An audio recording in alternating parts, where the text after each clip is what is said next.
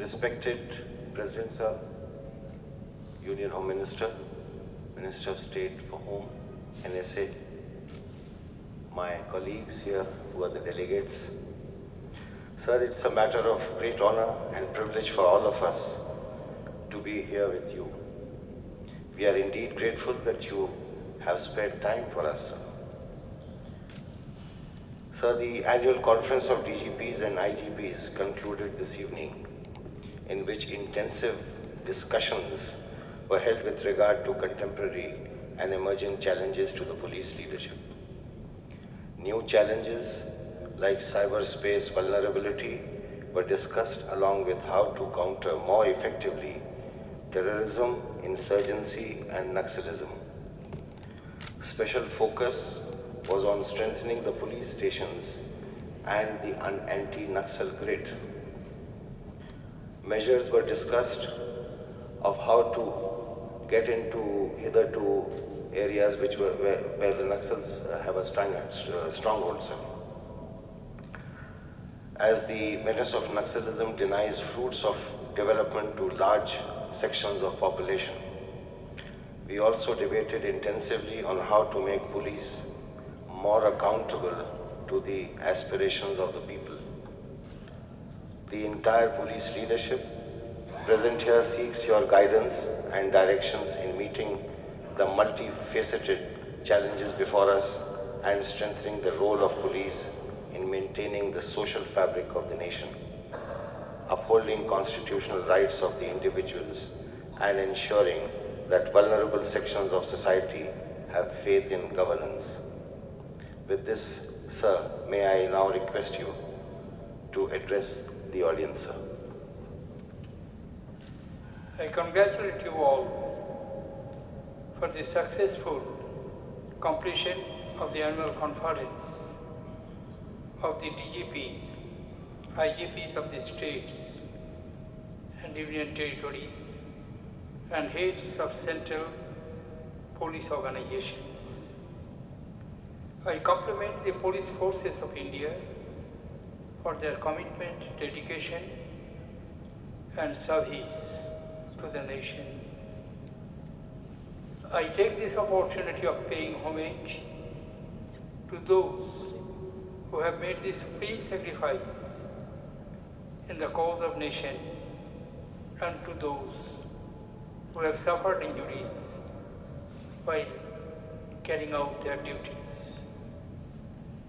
Police in India should be a proactive service provider, a law enforcing body, and a partner in growth, development, and peace.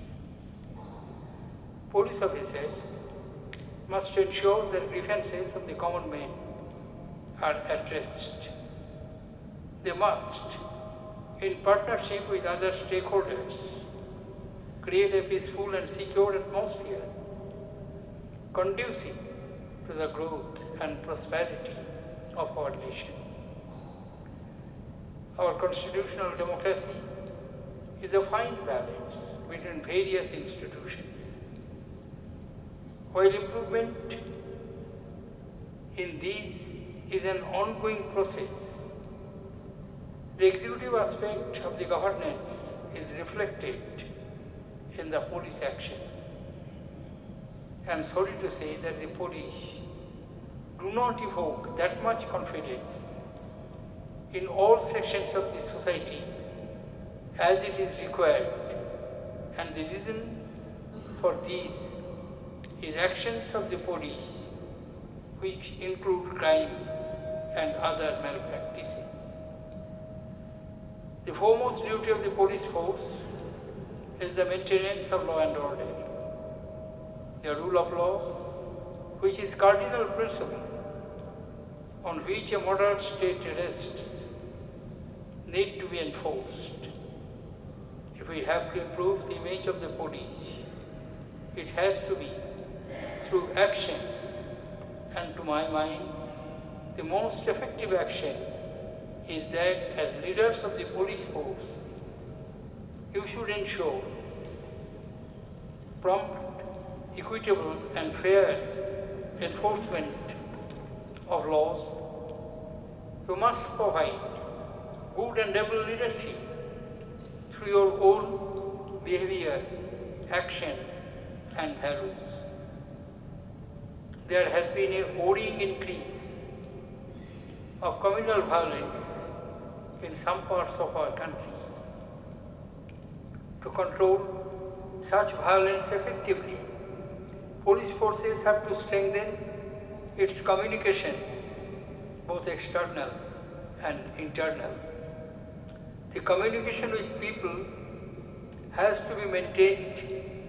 Moreover, the communication within the organization, right down to the beat level, has to be improved. There is need to strengthen the ability of our district and local administration to notice communal tensions in their initial stage and take necessary appropriate measures to contain them quickly.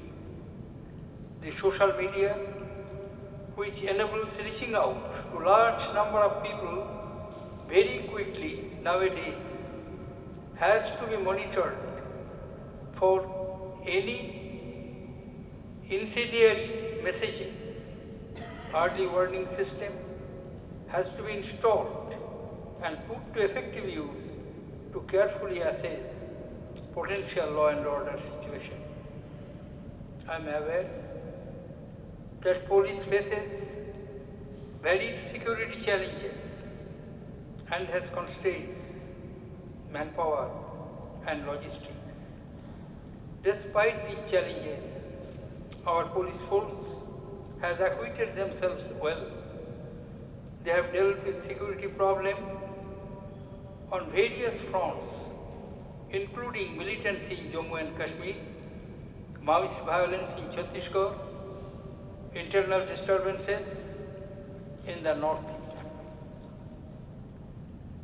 I would especially like to mention the stellar role of the security forces being played out in the left-wing extremist infested areas, where the security forces have created space wherein development activity has begun. Economy has picked up and democratic process starts strengthening. This is fully borne out by the high percentage of polling in the recently held Chhattisgarh Assembly elections. The restraint exhibited by the police in Jammu and Kashmir has denied space to militancy to exploit people's sentiments.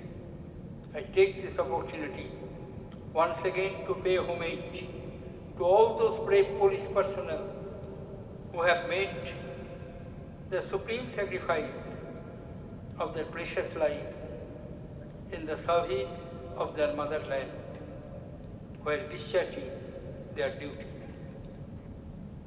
With growing urbanization in our country, the dimensions of crime have also increased.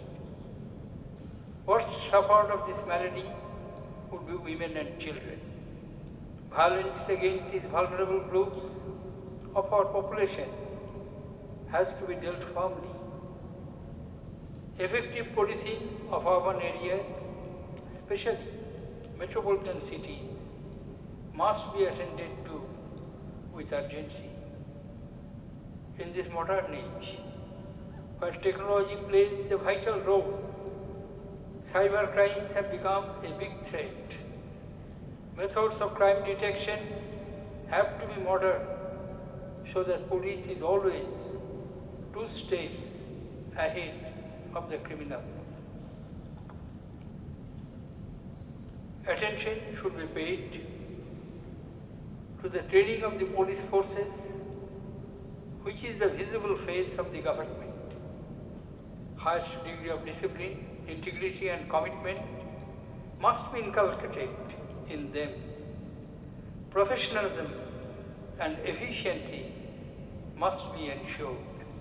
At the same time, good health, good physique is to be maintained because healthy persons can discharge his or her responsibilities more effectively. While India's rapid economic growth is creating greater prosperity, it is also opening up new areas of crime and corruption. Everything must be done to prevent corruption and ensure accountability and probity in public life. But investigation into the corruption should not turn into witch hunt. It would be inappropriate for a police agency to sit in judgment over the policy formulations. Here, as leaders of the police forces, I suggest you to raise the pyramid of the security forces, and by raising the pyramid, what I mean is to take care of the welfare of your constabulary and their families. If you are able to bring qualitative change in their professional and personal lives, society would benefit from your actions. I am told extensive discussions were held during the conference on all major issues like left-wing extremism, communal problem, terrorism, cyber security, misuse of social media, problems of the Northeast region, disaster management, and making police people friendly. What I would look forward are the roadmaps evolved out of these deliberations and their implementation. All these issues require mature and serious contemplation if our country is to move on its chosen path. To get out of our comfort zone and change is never easy, but we have to constantly reset our compass if we have to realize an India of the dreams of our people and the ideas set by the towering leaders who gave us our freedom. We need to establish faith on the people in governance and polity and ensure that affirmative police actions are taken in respect of the marginalized sections of society. I wish you all success in your professional careers, and I am sure under your leadership, the security forces would constantly meet multifaceted challenges and keep adopting best practices and upgrading their skills. Thank you.